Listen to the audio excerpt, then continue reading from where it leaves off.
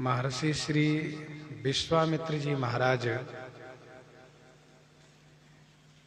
द्वार पर आए हैं। यह समाचार प्राप्त करके श्री चक्रवर्ती जी महाराज ब्राह्मणों के समाज साथ में लेकर के आगवानी करने के लिए आगे बढ़े।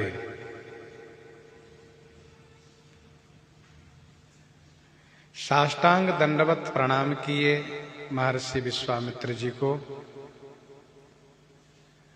और बड़े सम्मान पूर्वक ला करके अपने आसन पर बैठाए। पद प्रक्षालन किए और बड़ी श्रद्धा के साथ पूजा किए।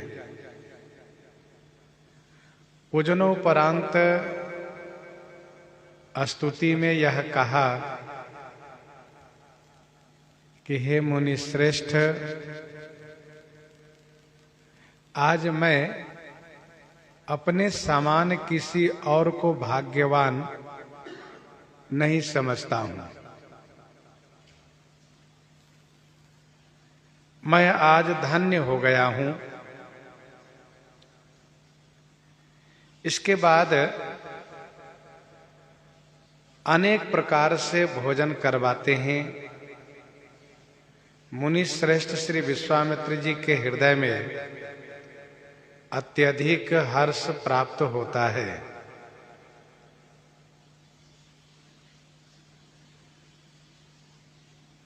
पूजन के विधि में जैसे कि आवाहन है, तो आवाहन में बैठारनी आनी, आनी लाना ये आवाहन हुआ। दूसरा आसन देना, तो निज आसन बैठारनी, ये आसन हुआ।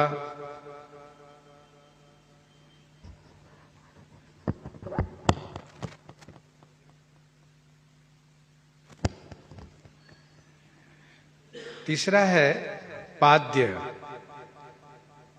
तो पाद्य में चरण पखारी किन्ह, चरण प्रक्षालन करना।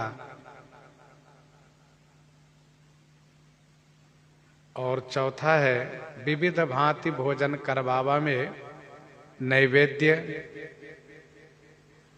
और पांचवा है मौसम आज धन्य नहीं दूजा स्तुति, अर्थात आवाहन, आसन, पाद्य, नैवेद्य और स्तुति। ये जो मुख्य अंग है उनका नाम गोस्वामी जी लिए। और इसके बाद गोस्वामी जी ने ये कहा कि अति पूजा किन्ह। अति पूजा किन्ह का मतलब ये हुआ कि अपनी अपनी भावना अनुसार पूजा की जितनी विधियां मानी जाती है वह सब यहां पर समझना चाहिए। श्री चक्रवर्ती जी महाराज ने महर्षि विश्वामित्र जी से ये कहा है कि मैं आज धन्य हो गया हूं और मेरे जैसा कोई दूसरा धन्य नहीं, कोई दूसरा भाग्यवान नहीं है। वास्तव में जीवन में जब संत प्राप्त होते हैं, संत मिलते हैं, तो उसी समय में अपने जीवन को धन्य समझना चाहिए।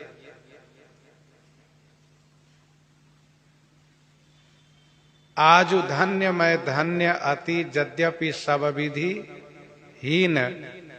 आजु धन्य मैं धन्य अति यद्यपि सब विधि हीन।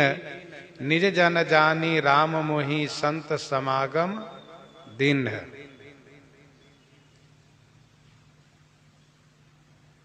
तो यह जीवन की धन्यता है।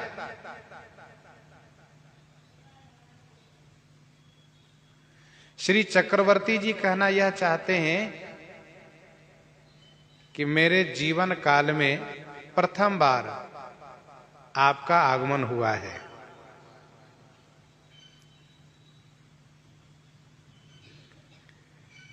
इसलिए मैं समझता हूं कि मेरे जैसा कोई दूसरा धन्य नहीं है। गीतावली बालकांड 47 पद में श्री चक्रवर्ती जी कहते हैं, देखी मुनि रावरे पद आज।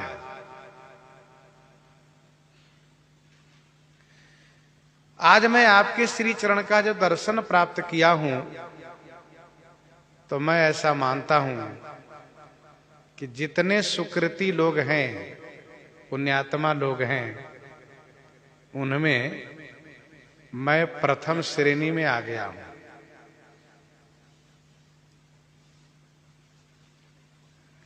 तो संत महात्मा के आगमन पर अपने जीवन को धन्य समझना चाहिए। अपने जीवन में भाग्य का उदय समझना चाहिए और अधिक से अधिक श्रद्धा और भक्ति के साथ पूजा में संलग्न हो जाना चाहिए। शैल राज बड़ आदर किन्हा, पद पखारी बड़ आसन दिन्हा, नारी सहित मुनि पद सिरुनावा। देवर्षि नारद जी के आगमन पर श्री शैलराज हिमाचल बड़े आनंदित होते हैं और उनकी पूजा अर्चना में लग जाते हैं। गोस्वामी जी कहते हैं कि विविध भांति भोजन करवावा, अनेक प्रकार से भोजन करवाए। भोजन के अनेक प्रकार हैं। 56 व्यंजन प्रसिद्ध है, जिसको 56 भोग कहते हैं। परंतु उसमें भी भक्त लोग भाववश, प्रेमवश 56 से भी अधिक, कई गुना अधिक व्यंजन बनाते हैं। जैसा कि अन्नकूटोत्सव में भक्तों का भाव प्रेम देखा जाता है। भोजन के जो व्यंजन है वह चतुर्विध है। चतुर्विध माने 4 प्रकार के हैं। चार्व्य, चोष्य, लेह और पेय, ये चतुर्विध है। अब एक एक विधि में अनेक प्रकार है। चार्व्य जो चिबा करके चबा कर खाए जाते हो, चोष्य जो चूसा जाता हो, लेह जो चटनी आदि है चाट कर खाया जाता हो, और पेय माने जो पिया जाता हो। ये चतुर्विध भोजन है। अब चबा के खाने वाली जो वस्तुएं हैं उनके अनेक प्रकार है, और चूसकर खाने वाली जो वस्तुएं उनके अनेक प्रकार हैं। जो चटनी वगैरह हैं उनके अनेक प्रकार है। जो पेय पदार्थ है उनके अनेक प्रकार हैं। वैसे खटरस के भी अनेक प्रकार के खटरस है। कटु है, अम्ल है, तिक्त है, लवण है, कषाय है और मधु है, मधुर। कटु माने जो कड़ुआ होता है, तिक्त लवण है, कषाय है, मधुर है। तो ये खटरस है। कटु, अम्ल, तिक्त, कषाय, लवण और मधुर। सबसे अंतिम में है मधुर। मधुर अर्थात मीठा। भोजन में हमारे यहाँ ऐसा कहा जाता है, मधुरम समापे, अर्थात भोजन के अंत में मधुर होना चाहिए, मीठा होना चाहिए। भोजन के अंत में कड़ुआ नहीं होना चाहिए। इसलिए कड़ुआ को पहले कहा गया कटु और अंतिम में है मधुर। ये भी ध्यान रखना चाहिए। समझदार सयाने लोग आज भी अंत में मधुर का ही प्रयोग करते हैं। तो यह है चतुर्विध खटरस भोजन के विधि। श्री चक्रवर्ती जी महाराज महामुनि श्री विश्वामित्र जी को बहुत प्रकार से भोजन करवाए। चारि भांति भोजन विधि गाई, एक एक विधि बरनि न जाई। एक एक विधि बरनि न जाई। ये भोजन की एक एक विधि बरनि न जाए।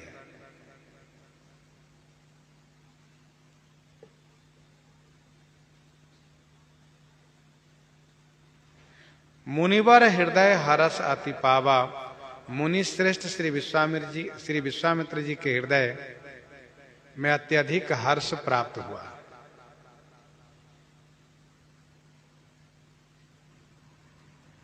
बड़ी प्रसन्नता हुई, बड़ी खुशी हुई। श्री चक्रवर्ती जी की सेवा, उनकी भक्ति, उनकी श्रद्धा को देख करके, उनके प्रेम को देख करके श्री चक्रवर्ती जी से बड़े आनंदित हुए, बड़े प्रसन्न हुए। श्री चक्रवर्ती जी ने देखा कि महाराज बड़े प्रसन्न हैं, तो उसी समय में तुरंत अपने चारों पुत्रों को बुलाए।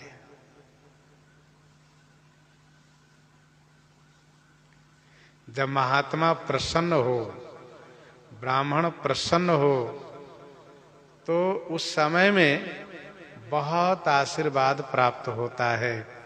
इसलिए ऐसे अवसर का लाभ उठाते हुए पुनि चरणनी मेले सुत चारी, राम देखी मुनि देह विसारी। राम देखी मुनि देह विसारी।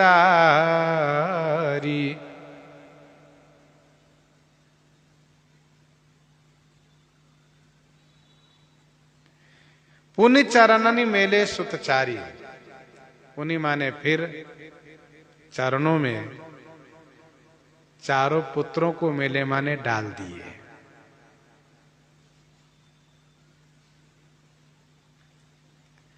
राम देखि मुनि देह विसारी। श्री विश्वामित्र जी को आशीर्वाद देना चाहिए था, परंतु वे आशीर्वाद न दे करके श्री राम जी की ओर देखते ही एकदम से देखते रह गए। देह विसारी, शरीर की सुधि भुला गए, उनको होश ही नहीं रहा। महर्षि विश्वामित्र जी महाराज भगवान श्री राम जी के संदर्भ में, उनके रूप माधुर्य के विषय में जितना कुछ सोचे होंगे, उनसे कई गुना अधिक रूप माधुर्य उनको प्राप्त हुआ। इसलिए राम देखि मुनि देह विसारी। इतना सुंदर, आहा, डूब गए।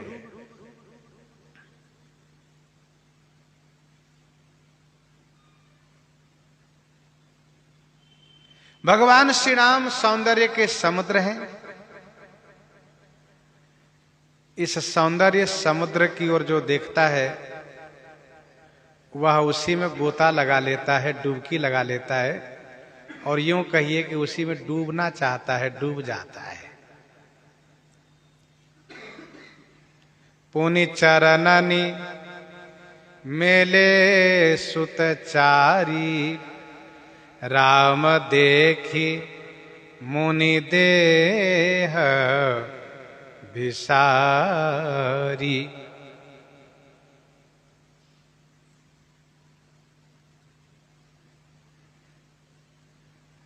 बड़े बड़े वैराग्यवान का वैराग्य यहाँ पर लोप हो जाता है। और यह भी हम कह सकते हैं कि बड़े बड़े क्रोधियों का क्रोध यहाँ पर गायब हो जाता है। बड़े बड़े त्यागियों का त्याग यहाँ पर समाप्त हो जाता है, क्योंकि भगवान श्री राम जी का अद्भुत सौंदर्य है और इस सौंदर्य के सामने बड़े बड़े योगियों का योग भी गायब हो जाता है। श्री जनक जी जैसे योगी, महर्षि विश्वामित्र जी जैसे वैरागी, श्री परशुराम जी जैसे क्रोधी और दंडकारण्य में रहने वाले हजारों वर्षों से तप पारायण त्यागी लोग। अब इतने से आप समझ सकते हैं, इन सब का प्रसंग अलग अलग वर्णन है।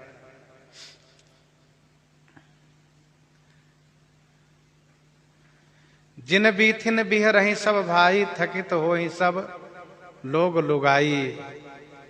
जिस गली में चले जाते हैं वहां के लोग लुगाई सब थकित रह जाते हैं, देखते रह जाते हैं। यह अद्भुत सौंदर्य है श्री राम जी का। जनकपुर में एक चर्चा व्याप्त हो गई। कब? जब श्री राम जी जनकपुर में प्रवेश किए तो वहां पर यह चर्चा व्याप्त हो गई कि जिन्हें निज रूप मोहनी डारी, इन्होंने क्या कर दिया है? कहा इन्होंने जादू डाल दिया है। कैसी जादू? कहा जिन्हें निज रूप मोहनी डारी और किन्हे सुवस नगर नर नारी।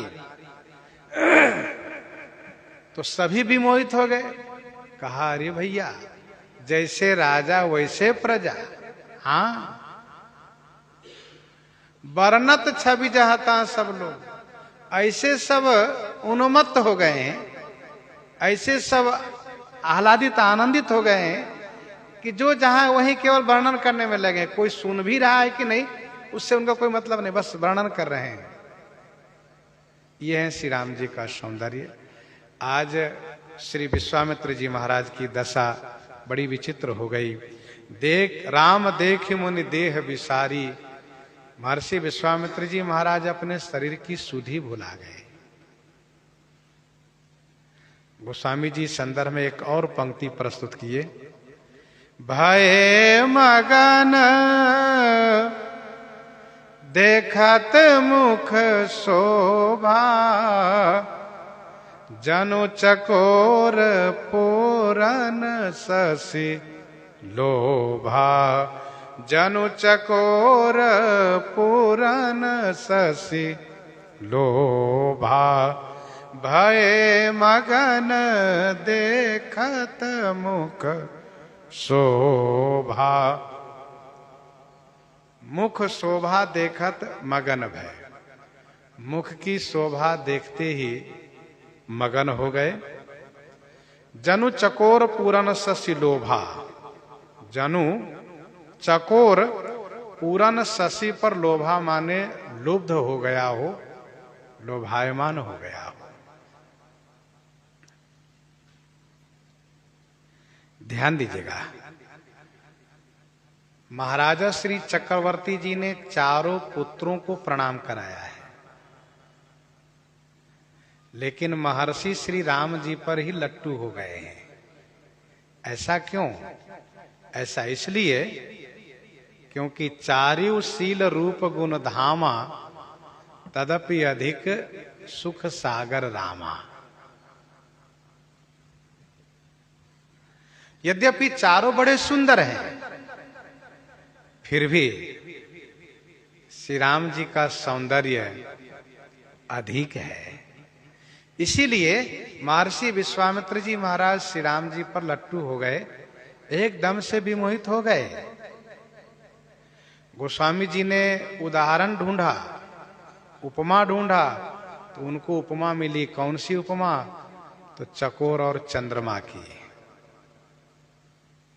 चकोर पक्षी है, उसको चंद्रमा में बहुत प्रेम है। इतना प्रेम है, इतना प्रेम है कि जब चंद्रमा आकाश में उदित होता है तो ये चकोर देखना शुरू करता है। उस बीच में ये पलक नहीं लगने देता है, देखता जाता है, देखता जाता है। चंद्रमा जब पूरब से पश्चिम होते हैं तो चकोर देखते देखते देखते यूं ही उलट जाता है लेकिन वह पलक नहीं मारता है। ये उसकी विशेषता है।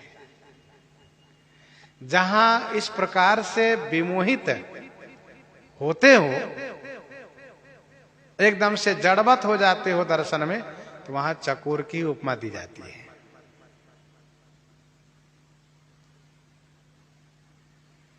अधिक स्नेह देह भय भोरी, शरद शशि जनु चितव चकोरी।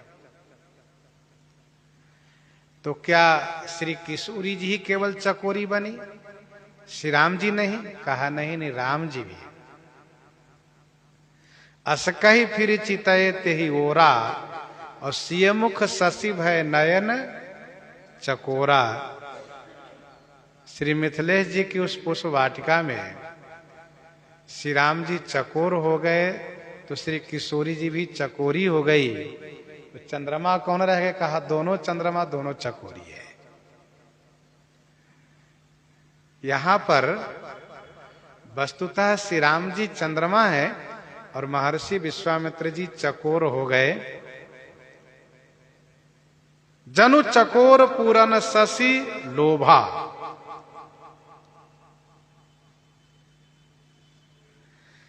महर्षि विश्वामित्र जी के हृदय में वात्सल्य भाव उमड़ आया। वात्सल्य भाव, वात्सल्य भाव वह कहलाता है जो एक पिता के हृदय में पुत्र के प्रति, अपनी संतान के प्रति प्रेम उमड़ता है, वह वात्सल्य कहलाता है।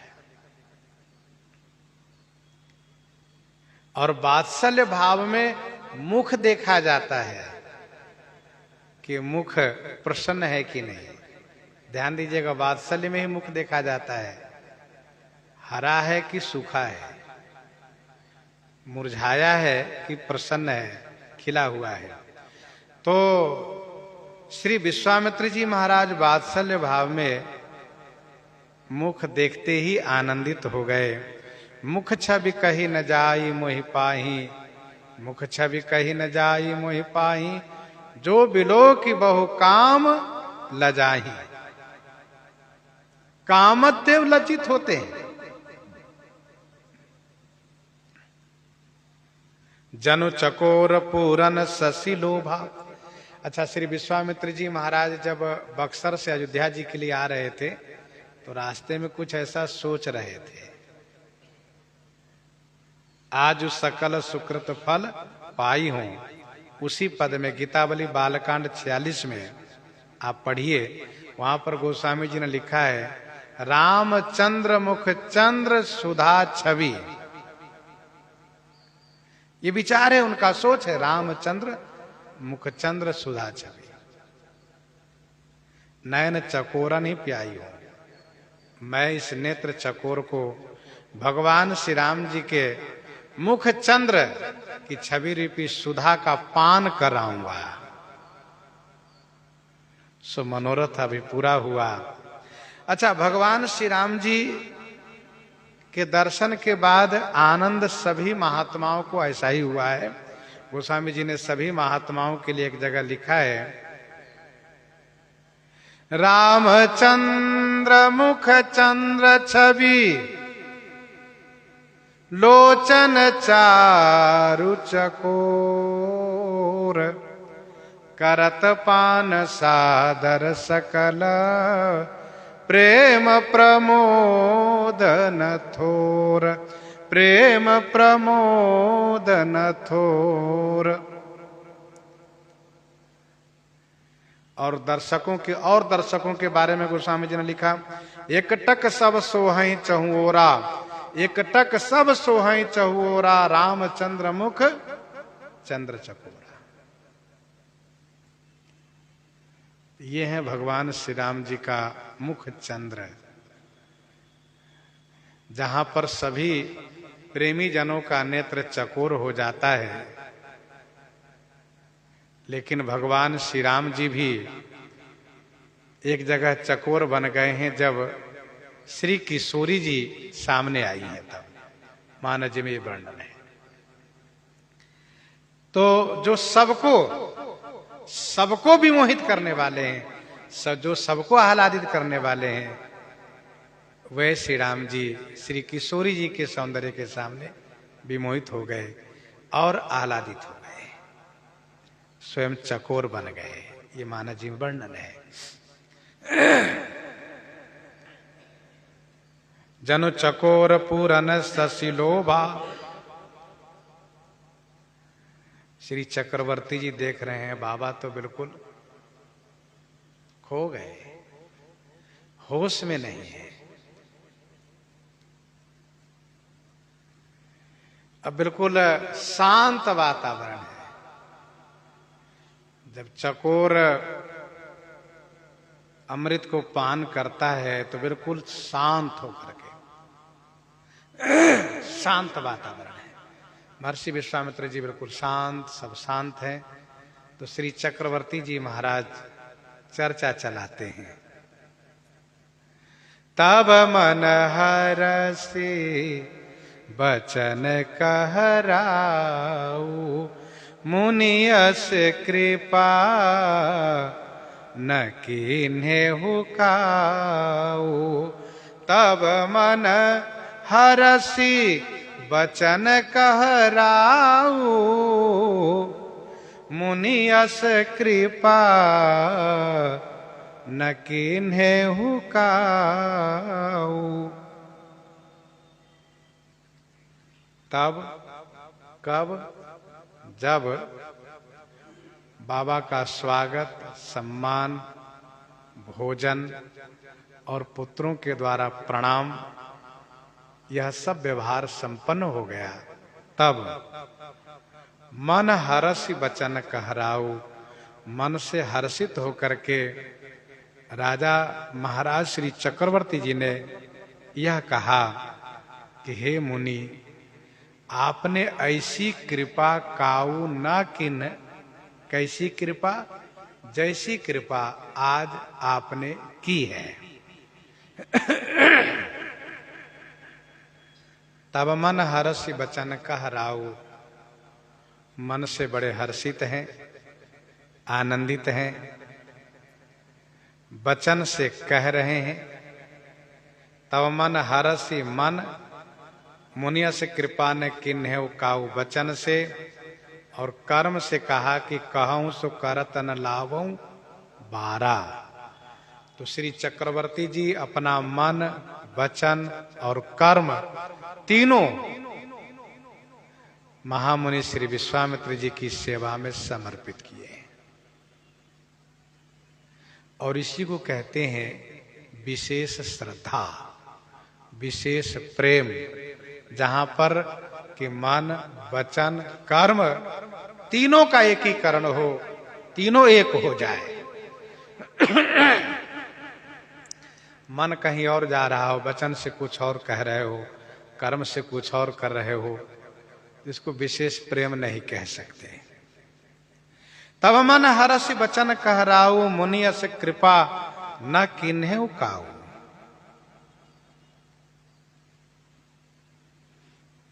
ये सत्य है कि महर्षि विश्वामित्र जी महाराज किसी राजा के यहां गए नहीं, किसी महाराजा के यहां नहीं गए, केवल चक्रवर्ती जी महाराज के द्वार पर आए। और श्री चक्रवर्ती जी का भाग्य तो देखिए कि महर्षि विश्वामित्र जी इनके द्वार पर आए हैं। और यह इतना बड़ा भाग्य हुआ कैसे? भगवान श्री राम जी के पुत्र बनने से।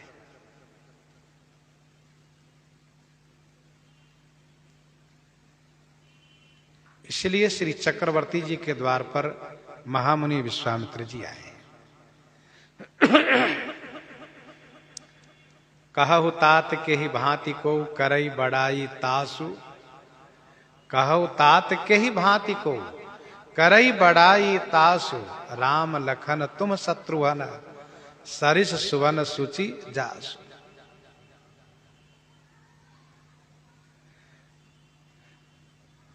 तब मन हर्ष बचन कहराऊ। विधि भी यही है, नियम यही है कि पहले व्यवहार पूरा कीजिए, फिर आने का कारण पूछिए। ऐसा ही नहीं कि कोई आवे और आते पूछ दे कैसे आना हुआ। ये विधि नहीं है। विधि यह है कि पहले बैठाइए और उन्हें जलपान कराइए, फिर पूछिए। यही विधि है। और इसीलिए चक्रवर्ती जी ने अब पूछा है।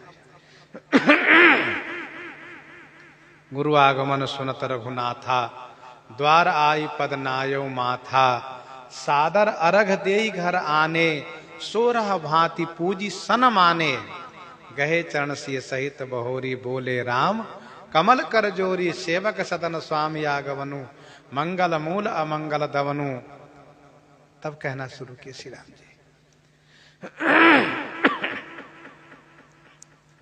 जैसी कृपा आज आपने की है वैसी कृपा कभी आपने नहीं की है। और यही जीवन की विशेषता है कि जब श्री राम जी कृपा कर देते हैं और श्री राम जी की कृपा प्राप्त हो जाती है, तो फिर जो भी महापुरुष लोग हैं वे सब कृपा करते हैं श्री राम जी की कृपा होने पर। महाराज ने कहा के ही कारण आगमन तुम्हारा, कहु सुकरतन लावऊं बारा। कहु सुकरतन लावऊं बारा। महाराज के ही कारण आगमन तुम्हारा। अच्छा, मुनि महात्मा ब्राह्मण जब किसी के द्वार पर जाते हैं तो गृह स्वामी ऐसा समझते हैं कि कुछ मांगने आए हैं, ऐसा समझते हैं। बाबा क्यों आए हैं?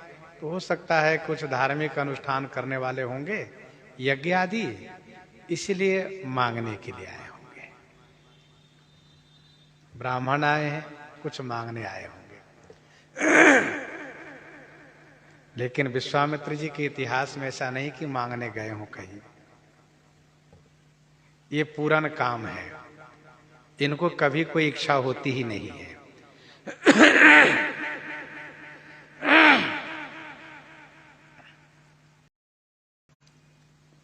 जानकी मंगल में महर्षि विश्वामित्र जी से श्री चक्रवर्ती जी ने स्पष्ट कहा, 24 में, तुम प्रभु पूरन काम चारि फलदायक। महाराज कह रहे हैं तुम प्रभु पूरन काम चारि फलदायक। आप पूरन काम है, चारों फल को देने वाले हैं, अर्थ धर्म काम और मोक्ष। तेहि ते बूझत काज डरो मुनि नायक। इसलिए मुझे डर लग रहा है कि मैं कैसे पूछूं कि महाराज आप किस हेतु से आए हैं।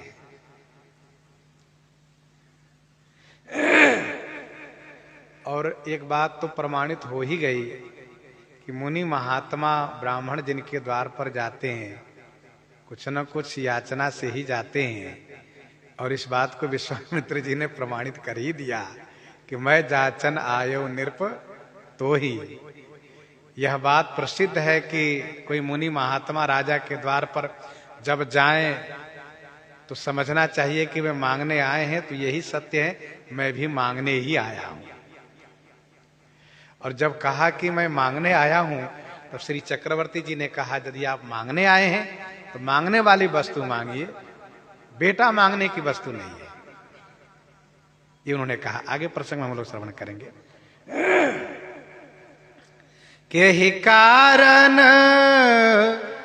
आगमन तुम्हारा, कहु सुकरतन लावऊं बारा। कहु सुकरतन लावऊं बारा। महाराज के ही कारण आगमन तुम्हारा। के ही कारण माने किस कारण से आपका आगमन हुआ है, किस हेतु से। कोई न कोई हेतु तो जरूर होगा। आप कहिए सो करत बारा न लावों, कहू सो माने उसे करने में मैं बारा न लावों। बारा माने समय नहीं लगाऊंगा, देरी नहीं लगाऊंगा, विलंब नहीं करूंगा। आप आदेश करेंगे और तुरंत मैं हाजिर करूंगा सेवा में। महर्षि विश्वामित्र जी मन ही मन सोच रहे हैं ये तो अभी पता चल ही जाएगा। कभी कभी होता क्या है, उत्साह में भर करके जो कह दिया जाता है उसको पूरा करने में बड़ा कठिन हो जाता है। इसीलिए थोड़ा सोच समझ के ही कहना चाहिए। यही कारण आगमन तुम्हारा, महाराज आपका आगमन किस कारण से हुआ है?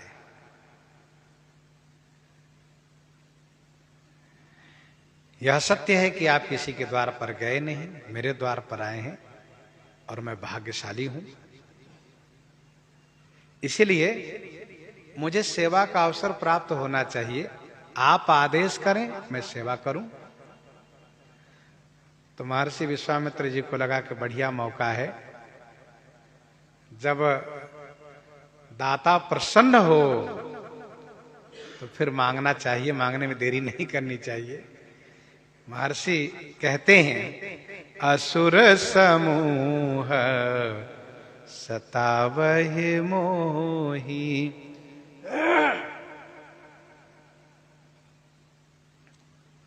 असुर समूह सतावहि मोही, मैं जाचन आयऊं नृप तोही।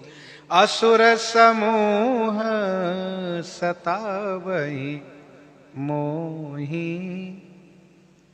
राजन, मैं बहुत पीड़ित होकर के आपके द्वार पर आया हूं। ऐसा कहां?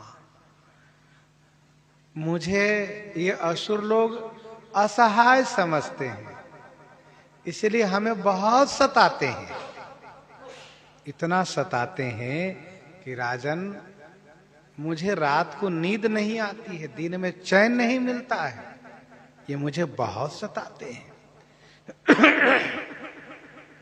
हे नृप, हे राजन, मैं तुमसे याचना करने आया हूं, मांगने आया हूं।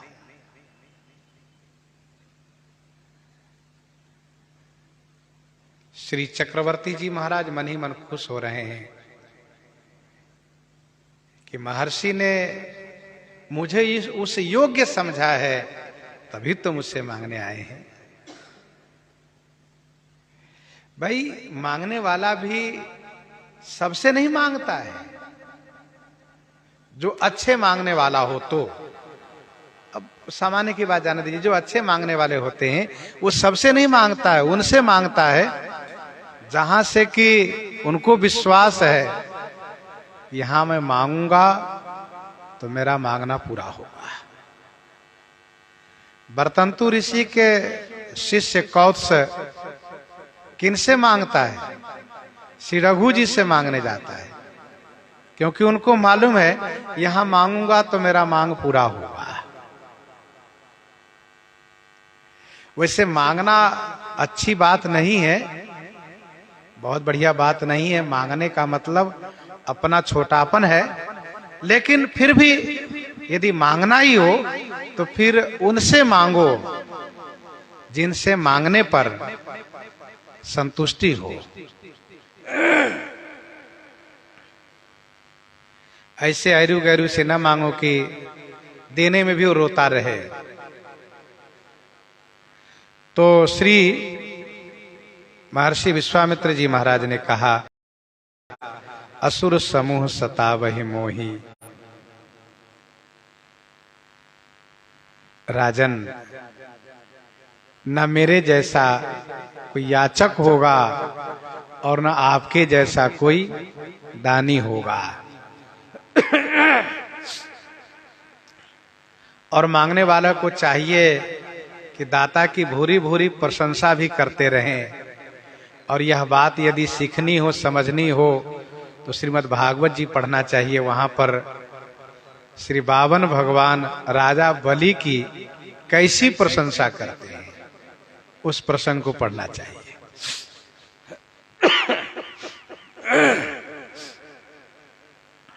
असुर समूह सतावहि मोहि।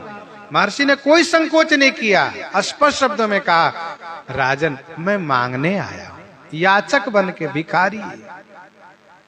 और श्री राम रूपी रत्न जिनके पास हो, वहां पर महर्षि विश्वामित्र जैसे त्रिकालज्ञ समर्थ मुनि भी याचक बन के ही जाएंगे।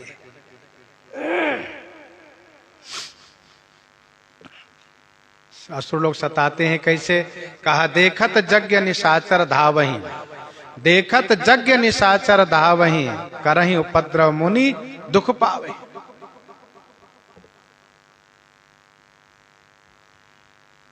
मैं मांगने आया हूं।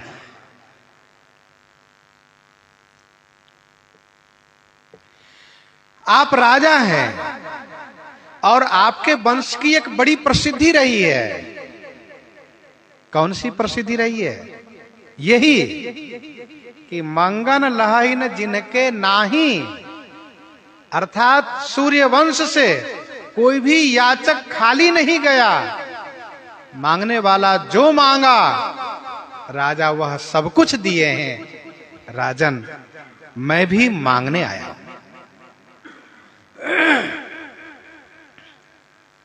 सकल काम प्रद तीरथ राहु, वेद विदित जग प्रगट प्रभाव। श्री भरतलाल जी कहते हैं कि आप सभी कामना देते हैं, सभी इच्छा पूर्ति करते हैं। यह बात वेद में विदित है, जग में विख्यात है। सकल काम पर तीरथ राव, वेद विदित जग विदित प्रगट प्रभाव। इसलिए मैं भीख मांग रहा हूं। मांगो भीख त्यागी निज धर्म। मेरी याचना पर आप ध्यान दें और मेरी याचना को पूर्ति करें। श्री भरतलाल जी ने कहा, प्रसंग वहां का है, अयोध्या कांड में हम लोग श्रवण करेंगे। तो श्री विश्वामित्र जी कहते हैं कि मैं मांगने आया हूं, राजन मैं यज्ञ करता हूं। यज्ञ को असुर लोग होने नहीं देते हैं और उस यज्ञ से आपका भी संबंध है। कैसे?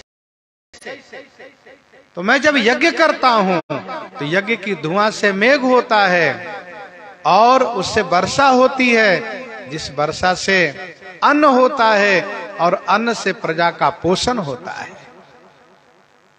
यज्ञ से देवता प्रसन्न होते हैं, संतुष्ट होते हैं, जिससे समय पर देवता प्रजा का ख्याल रखते हैं, समय समय पर पानी बरसाते हैं, तपते हैं, मौसम अनुकूल रखते हैं, जिससे प्रजा को सुख होता है। तो मेरे यज्ञ से आपका भी संबंध है राजन।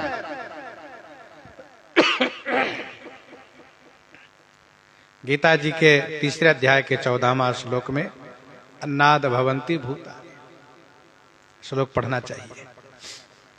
तो मैं जाचन आयो निरपतो ही। श्री चक्रवर्ती जी सोच रहे होंगे कि महाराज यज्ञ के लिए कुछ और कुछ मांग करेंगे, लेकिन मौका है विश्वामित्र जी का, वे भी क्यों चूकेंगे।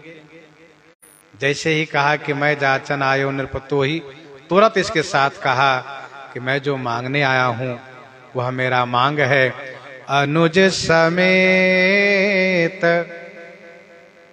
देहु रघुनाथा। अनुज समेत देहु रघुनाथा,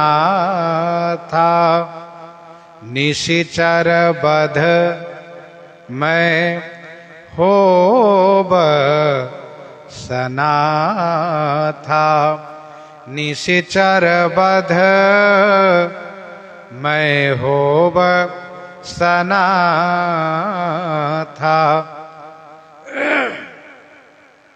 अनुज समेत देहु रघुनाथा। अनुज समेत, अनुज अर्थात छोटे भैया लक्ष्मण जी के साथ श्री रघुनाथ राम भद्र जी को दे दीजिए। निशिचर वध, ये दोनों असुरों को वध करेंगे और इन दोनों के पा करके हम सनाथ हो जाएंगे। मैं होब सनाथा, मैं सनाथ हो जाऊंगा महाराज। अनुज समेत देहु रघुनाथा। महर्षि विश्वामित्र जी ने सेना के साथ रघुनाथ जी को मांग नहीं किया है, अनुज श्री लक्ष्मण जी के साथ श्री राम जी को मांग किया है, क्योंकि महर्षि जानते हैं सेना की वहां कोई आवश्यकता नहीं है। सेना क्या करेगी वहां जाकर? सेना तो जाएगी तो मारी जाएगी, इसलिए हमें सेना नहीं चाहिए, हमें तो केवल अनुज के सहित श्री रघुनाथ जी चाहिए। रघुनाथ जी अर्थात श्री राम भद्रजू चाहिए। रघु नाम जीव का भी होता है, जो जीव मात्र के नाथ है, ऐसे रघुनाथ मुझे चाहिए। और जिन रघुनाथ जी को पाकर सब सनाथ होते हैं, मैं भी सनाथ हो जाऊंगा। अनुज समेत देहु रघुनाथ।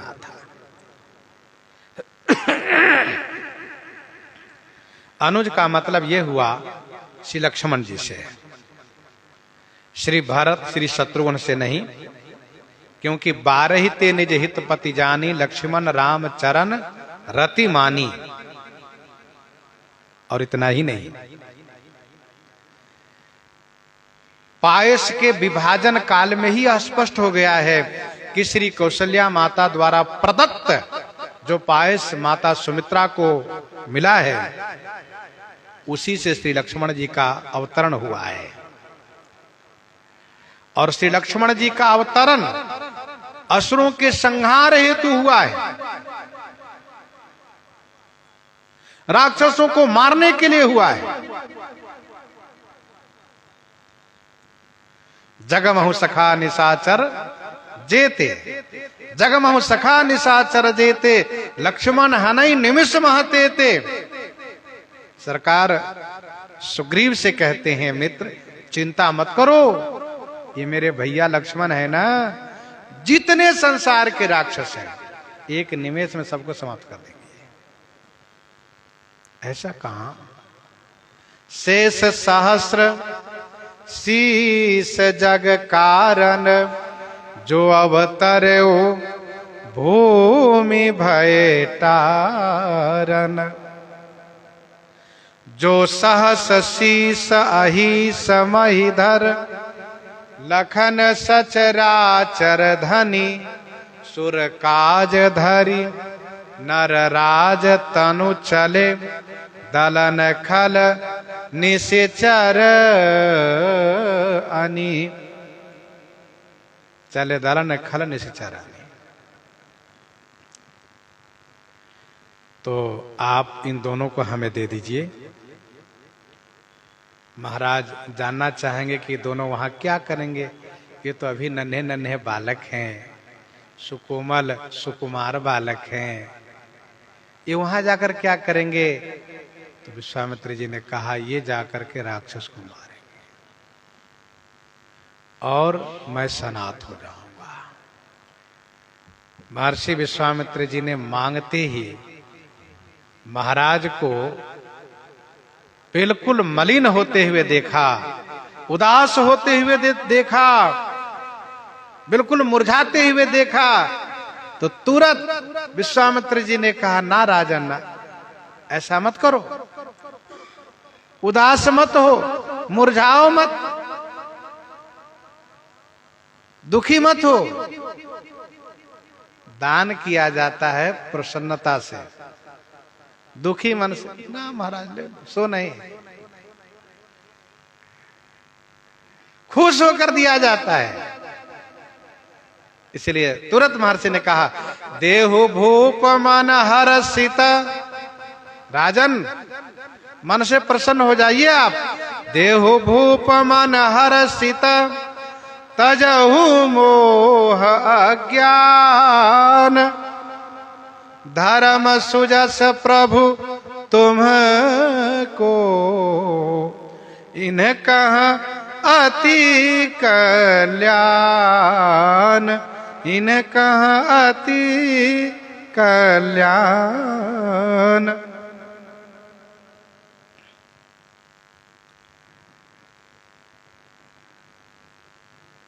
श्री विश्वामित्र जी महाराज ने कहा, भूप भूप माने भूपति, पृथ्वीपति, सम्राट, राजन। मन से हर्षित होकर के, प्रसन्न होकर के दीजिए। मोह और अज्ञानता को त्यागिए। भूप मन हर्षित देहु, मोह अज्ञान तजहु। धर्म सुजस प्रभु तुमको।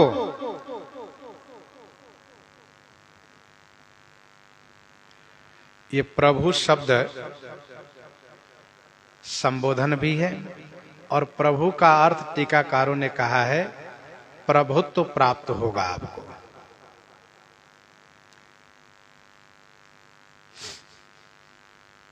तो प्रभु माने हे प्रभु। राजा होने के नाते यदि विश्वामित्र जी उनको प्रभु कहते हैं, इसमें कोई दोष नहीं है। और श्री विश्वामित्र जी अपने आप को भिखारी स्पष्ट कर दिए, मैं जाचक हूं। तो श्री चक्रवर्ती जी को प्रभु कहेंगे तो इसमें क्या आपत्ति है? कुछ लोग कहते हैं उनको प्रभु क्यों कहेंगे? याचना करने वाले स्वयं पहले अपने आप को छोटा करता है, क्योंकि वह हाथ नीचे फैलाता है। तो दाता से यदि प्रभु कहता हो तो इसमें क्या हानि है? फिर भी टीकाकारों ने कहा प्रभु माने प्रभुत्व से, ऐश्वर्य से। तो धर्म सुजस प्रभु तुम कह। प्रभु आपको धर्म सुजस प्राप्त होगा। और तुरंत अंगुलियां निर्देश करते हुए, अंगुलियां निर्देश करते हुए चारों पर अंगुली घुमा दिया, कहा इनका अति कल्याण। बाबा आप तो दो ही मांग रहे हो, चारों को कल्याण कैसे होगा? कहा वो मेरे ऊपर छोड़ दो, चारों को कल्याण करूंगा मैं। ये कल्याण होता क्या है? कहा कल्याण व्यापक शब्द है। कल्याण माने जो हित हो वही कल्याण, जिस तरह से हित हो। यहाँ कल्याण का कौन सा हित चाहिए? तो गोस्वामी जी ने कल्याण शब्द को जोड़ दिया है, कल्याण काज विवाह मंगल सर्वदा सुख पावई। इशारा है विवाह की ओर। ये विवाह की ओर इशारा क्यों है? तो श्रीमद् वाल्मीकि रामायण में पढ़ना चाहिए, वहां पर इस प्रसंग में वर्णन है। श्री चक्रवर्ती जी महाराज अपने मंत्रियों के साथ विचार कर रहे थे। क्या विचार कर रहे थे? हमारे राजकुमार सब विवाह के योग्य हो रहे हैं, लेकिन हमारे पास अभी तक कहीं से विवाह के लिए प्रस्ताव नहीं आया है, और हम चक्रवर्ती होकर के कैसे किसी से कहने जाएं कि क्या आप अपनी बेटी को मुझे बहू बनाने के लिए दे सकते हैं? क्या आप अपनी बेटी को मुझे बहू बनाने के लिए दे सकते हैं? ये मैं कैसे कहूंगा? इसी विचार में चर्चा हो रही थी। जब अयोध्या के संत, मिथिला के संत दोनों बैठते हैं तो आपस में विनोद में कहते हैं, बताइए चक्रवर्ती जी के राजकुमारों कोई पूछने वाला नहीं था। चक्रवर्ती जी महाराज बड़ी चिंता कर रहे थे, मेरे पुत्रों का विवाह कैसे होगा। ये विनोद की बात है भाई। सच्चाई क्या है उस पर विचार करिए। सच्चाई ये है कि श्री राम जी चारों भाई ऐसे सुंदर हैं, ऐसे गुणवान हैं, और फिर चक्रवर्ती जी महाराज सबसे बड़े राजा हैं, चक्रवर्ती सम्राट हैं। इसीलिए किसी राजा की हिम्मत नहीं पड़ रही है कि हम चक्रवर्ती जी से यह निवेदन करें कि महाराज आप मुझे अपना समधी बना लीजिए। किसी की हिम्मत नहीं है, क्योंकि विवाह में देखा जाता है कुछ तो बराबर हो, कुछ तो बराबर हो। जो घर बर कुल हो अनूपा। तो यहां पर बात यह है कि किसी की हिम्मत नहीं पड़ रही है। यदि किसी के मन में इच्छा भी हो तो कह नहीं सकते। और यह विधि नहीं है, यह नियम नहीं है कि लड़के के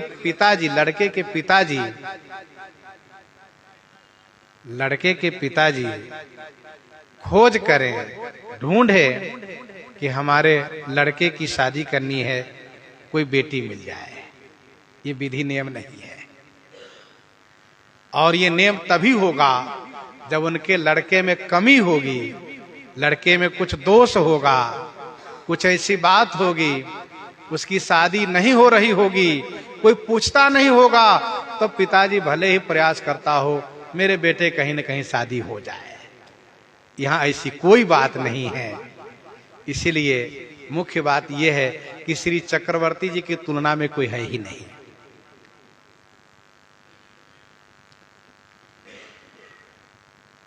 तो श्री चक्रवर्ती जी चिंता कर रहे थे, सोच रहे थे, सभा में बैठे थे। अब मंत्री लोग भी कुछ नहीं कह पा रहे थे, क्या कहें महाराज से, क्योंकि अब ये तो सही बात है कि हम लोग कन्या की खोज करें, ये अच्छी बात नहीं। कन्या वाले वर की खोज करें ये तो है, ठीक है, ये मान्य है, लेकिन वर वाले कन्या की खोज करें ये ठीक नहीं लग रहा है। इसी बीच महर्षि विश्वामित्र जी का आगमन हो गया और फिर उनका स्वागत, सत्कार, सम्मान और सब व्यवहार हुआ। इसके बाद जब श्री राम लक्ष्मण जी का मांग किया महर्षि जी ने, तो स्पष्ट रूप से तो नहीं कहा, लेकिन गुप्त रूप में इशारा कर दिया कि इनका अति कल्याण, इनका कल्याण होगा। और इस बात को माता कौशल्या जी जानती हैं, रनिवास में सबको मालूम है। जिस दिन बक्सर वाले बाबा आएंगे उसी दिन हमारे राजकुमारों के विवाह का योग बन जाएगा। अभी तक विवाह का कोई योग बना नहीं है, और इसीलिए जब रानीवास को पता चला कि महर्षि विश्वामित्र जी आए हैं, रानीवास में खुशी है, खुशी की लहर है। महाराजा श्री चक्रवर्ती जी देने में बहुत आनाकानी किए, श्री वशिष्ठ जी को बहुत समझाना पड़ा, लेकिन जब श्री राम जी जब माता जी से आशीर्वाद लेने गए तो माता जी ने कहा, जाओ बेटा, बहुत आशीर्वाद, बहुत आशीर्वाद। हाँ, तो देहु भूप मन हर्षिता तजहु मोह अज्ञान, धर्म सुजस प्रभु तुमको इनका अति कल्याण।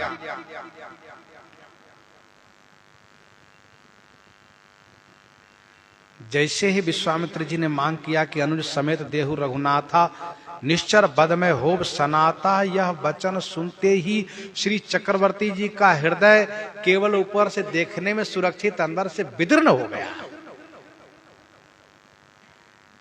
कैसे विदीर्ण हो गया? तो नीचे की चौपाई पढ़िए, हृदय कंप मुख दूती कुम्हिलानी, हृदय विदीर्ण हो गया।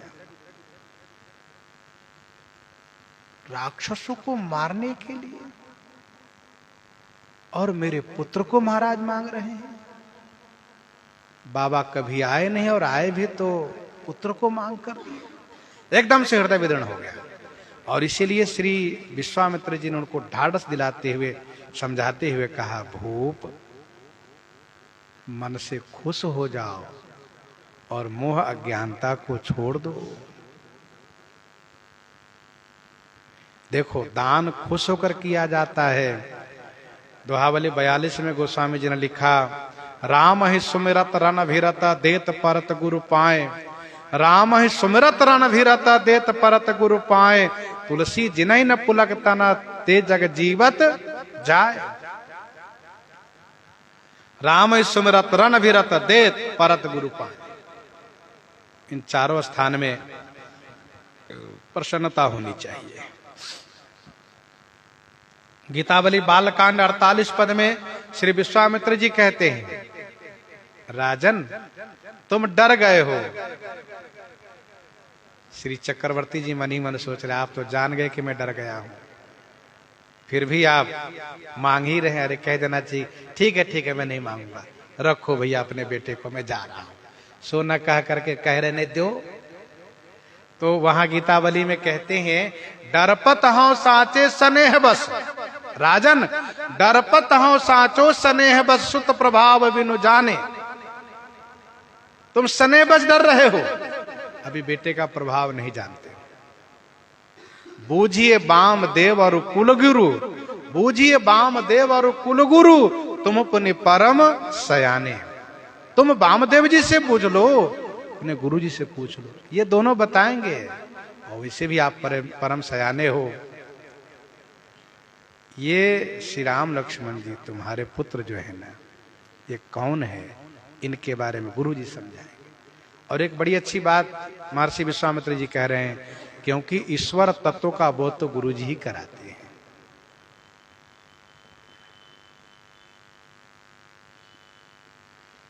देहु भूपमन हर्षित तजहु मोह अज्ञान, ये मोह है, पुत्र के प्रति मोह है आपका। ये चला जाएगा तो मैं कैसे रहूंगा। और अज्ञानता है कि पुत्र के ईश्वरत्व को आप नहीं जानते हो। ये परमात्मा है, ये ब्रह्म है, ये भगवान है, इनका अवतार यज्ञ से हुआ है। यज्ञ से अवतार हुआ है तो यज्ञ की रक्षा भी करेंगे। संसार का यज्ञ लुप्त हो गया है। तप जोग विरागा तप मख भागा, श्रवण सुनेदा शीशा, आपन उठ धावई रहे न पावे, धरि सब घालई खीसा। उस यज्ञ की स्थापना कराएंगे, यज्ञ की सुरक्षा करके। तो तजहु मोह अज्ञान, धर्म सुजस प्रभु तुमको। राजन, इनसे तुम्हें धर्म होगा, सुजस प्राप्त होगा। लोग कहेंगे कि चक्रवर्ती जी महाराज महात्मा के यज्ञ की रक्षा के लिए अपने प्यारे पुत्र को दिए। उन्होंने कहा था कि आप जो आज्ञा करेंगे उसको पालन करूंगा। जैसा उन्होंने कहा था वैसा ही पूरा किया। यह चक्रवर्ती जी का धर्म है। सुजस विश्वामित्र जी के साथ भेजने से महाराजा श्री चक्रवर्ती जी की बड़ी ख्याति हुई, प्रसिद्धि हुई। खूब सुजस होगा आपका। और सुजस वास्तव में बहुत हुआ है। मही पाताल नाक जस व्यापा, मही पाताल नाक जस व्यापा, राम बरी सिए भंजे चापा। त्रैलोक में सुजस छा गया। भरी भुवन रहा उछाह, भरी भुवन रहा उछाह, राम विवाह भास वही कहा। संपूर्ण ब्रह्मांड में सुजस छा गया।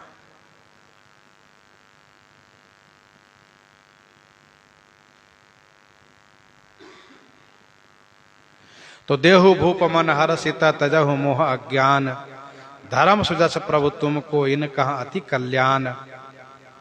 गोस्वामी जी कहते हैं महर्षि की वाणी अति अप्रिय है। अब अति अप्रिय मतलब समझ ही सकते हैं कि अति अप्रिय बात कितनी बुरी लग सकती है। एक अप्रिय हो वही बुरी लगती है बात, जहां अति अप्रिय है। बाबा जी मांग किए हैं, सीधे शब्दों में ना भी नहीं कर सकते हैं। इसलिए अपनी लाचारी, अपनी विवशता दिखाने लगे श्री चक्रवर्ती जी महाराज। और जहां तक मांगने की बात आई तो कहा आप मांगने वाली वस्तु मांग लीजिए, मैं सब दूंगा। श्री चक्रवर्ती जी का त्याग, श्री चक्रवर्ती जी का श्री राम पर प्रेम देख करके महर्षि विश्वामित्र जी के हृदय में खुशी हुई है। और मन में उन्होंने सोचा है कि श्री राम इसीलिए इनके पुत्र हुए हैं। हाँ, जो श्री राम जी के लिए सब कुछ त्यागने को तैयार हैं, अपना प्राण एक क्षण में देने को तैयार हैं श्री राम जी के लिए, तभी तो श्री राम जी इनके प्रेम बस पुत्र बने हैं। इस बात को कहा नहीं है, अंदर ही अंदर समझा है, जिसकी चर्चा हम लोग आगे के सत्र में कल करेंगे। प्रसंग को यहीं पर हृदयंगम करते हुए आइए श्रवण करते श्री भक्तमाल जी से।